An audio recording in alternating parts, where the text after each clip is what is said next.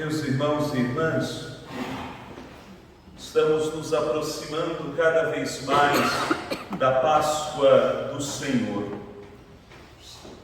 O Evangelho de hoje conta a parábola do fariseu e do publicano, segundo o Evangelho de São Lucas.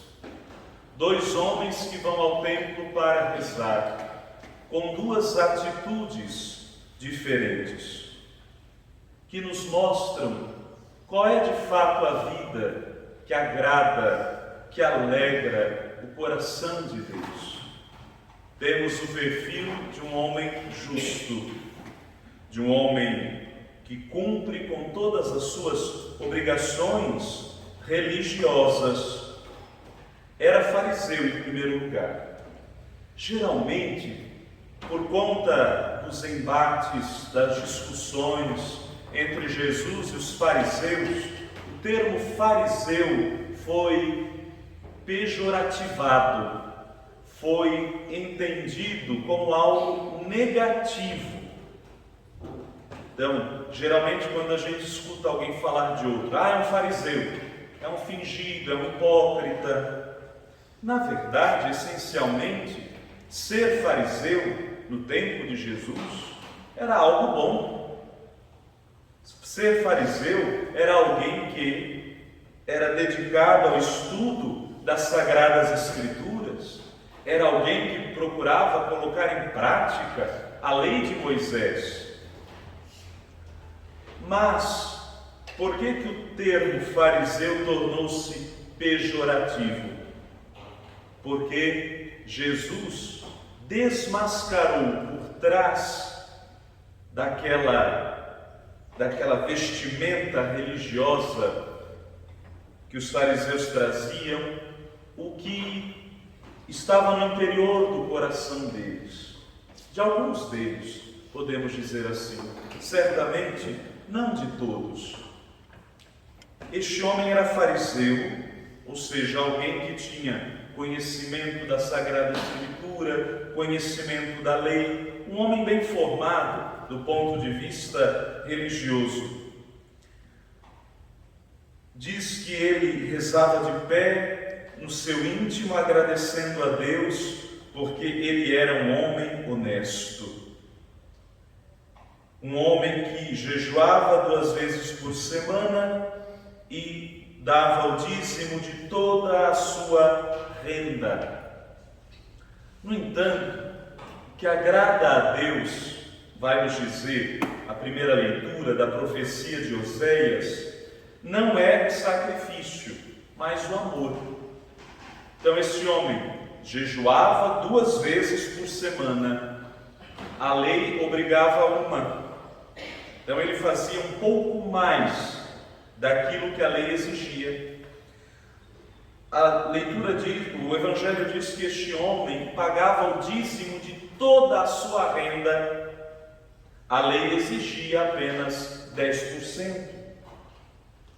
Era um homem que fazia para além daquilo que estava na obrigatoriedade da lei. Mas, quanto a isso não há problema.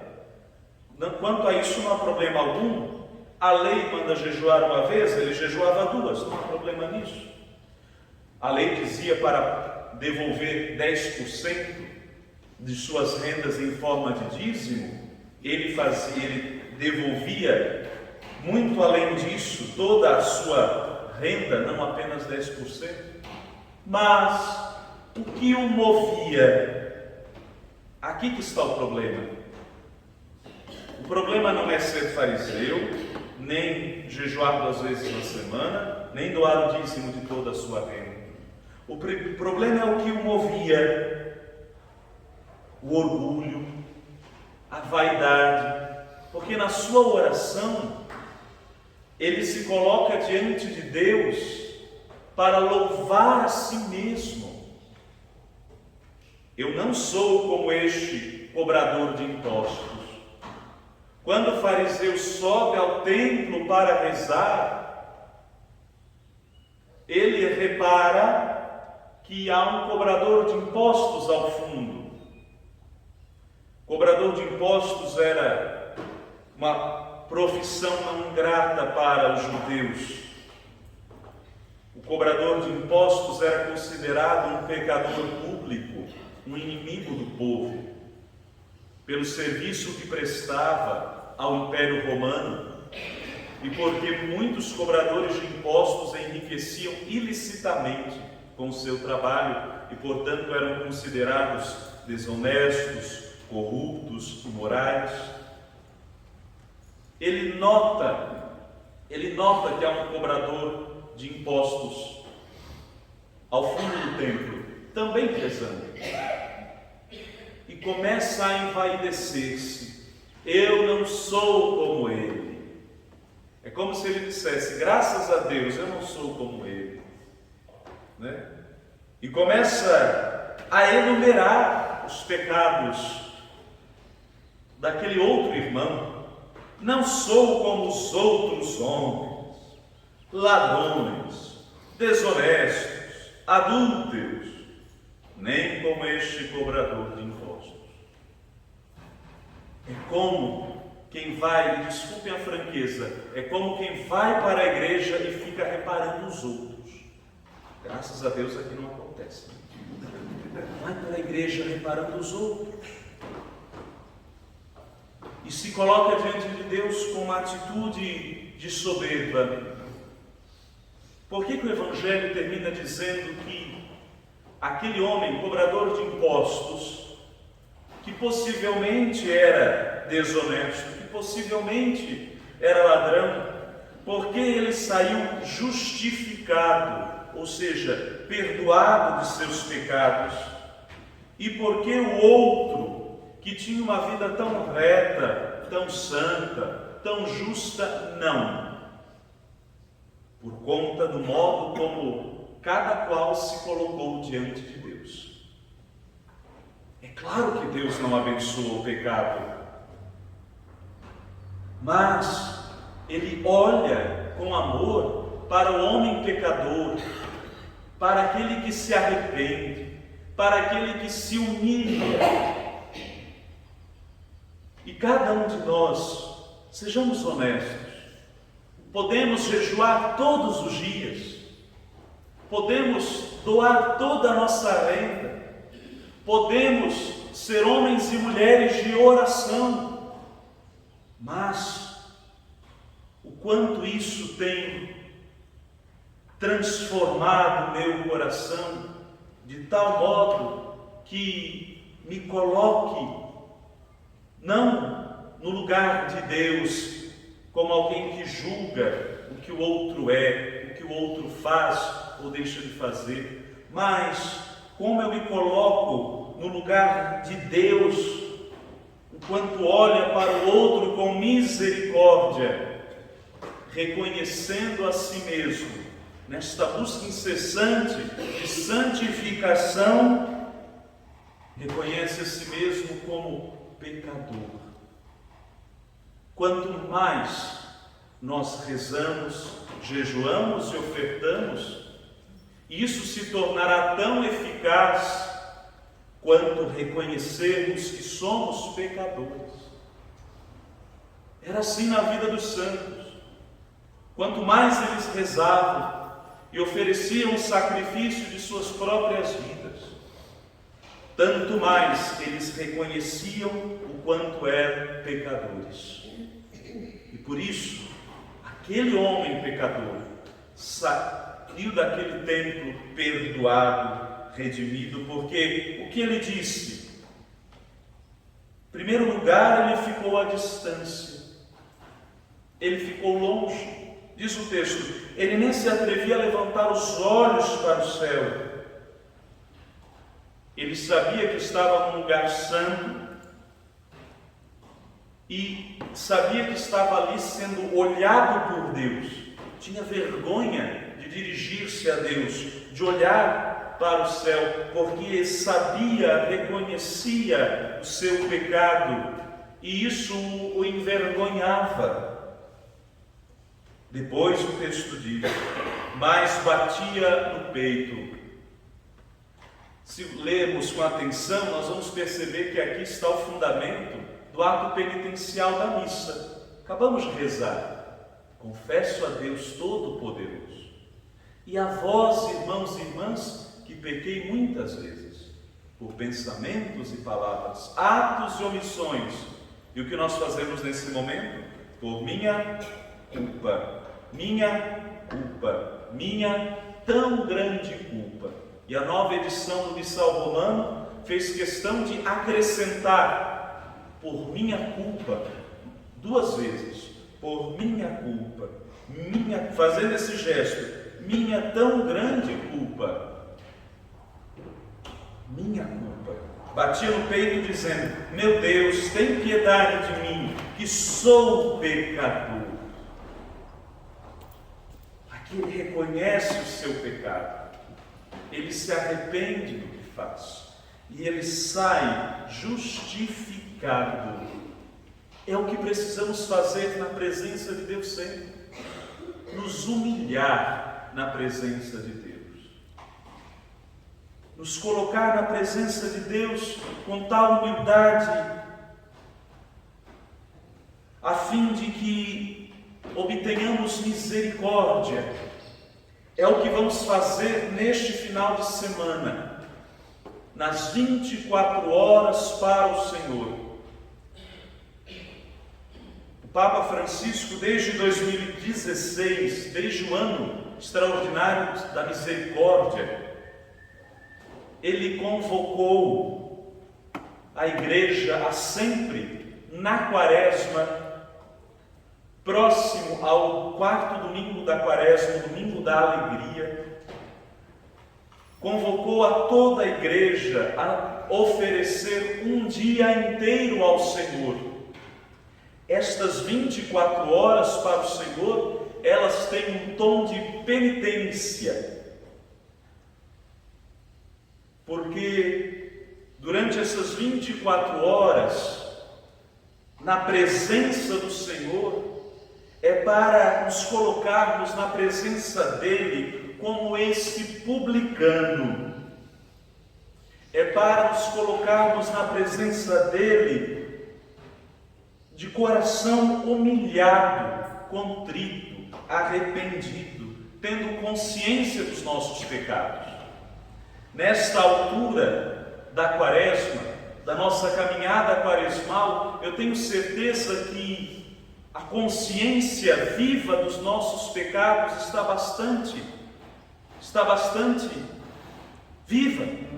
A consciência dos nossos pecados está bastante viva, porque já fazem pouco mais de 20 dias da Quaresma, missa diária, missa dominical, adoração ao Santíssimo, via sacra. É impossível que a esta altura do campeonato quaresmal, que se trata de uma luta, de uma batalha que nós travamos por meio da oração, do jejum, da caridade, da penitência, da mortificação, é impossível que a esta altura nós já não tenhamos reconhecido a nossa baixeza, aquilo que nos humilha, aquilo que por um momento pode nos afastar da presença de Deus, mas ao mesmo tempo aquilo que pode nos trazer novamente para a presença de Deus.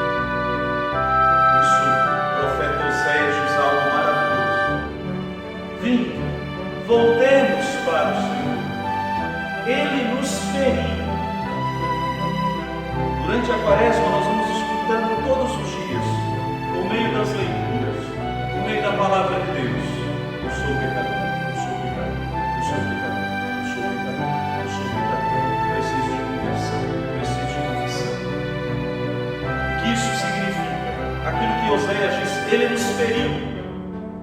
Cada missa na Quaresma é um golpe que nós levamos de Deus, é uma puxada do tapete, é uma tomada de consciência acerca do que nós somos. Eu sou pecador. É Deus nos ferindo, é Deus abrindo as feridas da nossa consciência, da nossa alma, do nosso coração. Ele está ali nos ferindo, nos ferindo, nos ferindo. Mas não há ferida que Deus abra que Ele não tenha o poder de cicatrizar. Ele nos Ele nos machucou. A palavra de Deus nos machuca, nos humilha, nos constrange, mas por meio desta mesma palavra, Ele nos trata, Ele nos cura. A igreja, como mãe, ao mostrar a nossa ferida, escancará-la, ela o faz não para deixá-la aberta, sangrando, machucando, mas para oferecer o remédio para as nossas feridas. E o remédio para essa ferida chamada pecado é a confissão. Confissão. Por isso, o sacramento da reconciliação, da confissão ou da penitência, o sacramento recebe esses três nomes: confissão, penitência, reconciliação. É um processo confessar-se, penitenciar-se, reconciliar-se com Deus. É um processo de cura, é um processo de libertação daquilo que nos oprime. Por isso, meus irmãos e irmãs, a todos vocês, sobretudo vocês que estão aqui, que estão dedicando dia após dia para participar da missa diária, da missa dominical, quero lhes convidar a, durante este final de semana, oferecer uma hora a mais para o Senhor. E por isso se trata de uma penitência, uma hora a mais. Renunciar a uma hora do seu final de semana, a uma hora do seu descanso, a uma hora em que você poderia simplesmente estar nas redes sociais, uma hora a mais de lazer com a sua família. Isso tudo é importante, sobretudo aos finais de semana, depois de uma intensa semana de trabalhos. Mas o Senhor está pedindo uma hora para nos colocarmos na presença dEle, uma hora a mais para nos humilharmos, uma hora a mais para sermos feridos, mas sobretudo uma hora para sermos curados. Essas 24 horas de adoração ao Santíssimo é para, na presença do Senhor, fazermos um bom exame de consciência. Um bom exame de consciência. Na próxima terça-feira, dia 12, haverá uma catequese quaresmal sobre a confissão. Muitas pessoas ainda têm dúvida. Afinal, o que é o pecado? O que é pecado grave? O que é pecado venial? Qual a necessidade da confissão? Por que me confessar diante de um sacerdote que pode ser tanto ou mais pecador do que eu? Como se confessar bem? Na próxima terça-feira haverá uma catequese sobre isso. E estas 24 horas de adoração ao Santíssimo, que tem por objetivo despertar esta necessidade da reconciliação com Deus, por meio do sacramento da penitência, da reconciliação, da confissão. Essa foi a intenção do Papa Francisco, ao convocar a igreja pela primeira vez em 2016 para um evento dessa natureza. Na quinta-feira, nós vamos ter um mutirão de confissões. Então é um processo. Reserve uma hora deste final de semana para a adoração e aproveite a adoração para fazer o seu exame de consciência, tal como o publicano, o pecador, fez quando foi ao templo. Meu Deus, tem piedade de mim, que sou pecador. Na terça-feira, venha aprender, venha ter uma catequese prática sobre a confissão, para que todas as dúvidas acerca deste sacramento sejam sanadas. E na quinta-feira, venha para um mutirão de confissões, se você ainda não se confessou nesta quaresma. É um processo que nasce a partir de hoje. Na verdade, começa a dar os seus primeiros frutos desde a quarta-feira de cinzas. Pois, a partir desta semana, o quarto domingo da Quaresma, que é o domingo da alegria, a liturgia da igreja ela dá uma virada, porque nós começamos a nos preparar para celebrar a paixão, morte e ressurreição do Senhor. Mas como nos ensina a igreja, precisamos chegar à Páscoa de coração purificado, de coração transformado, a fim de que compreendamos o que o pecado é capaz de fazer com o nosso Deus, mas para que também experimentemos o que o nosso Deus é capaz de fazer com o nosso pecado. Que assim seja. Amém.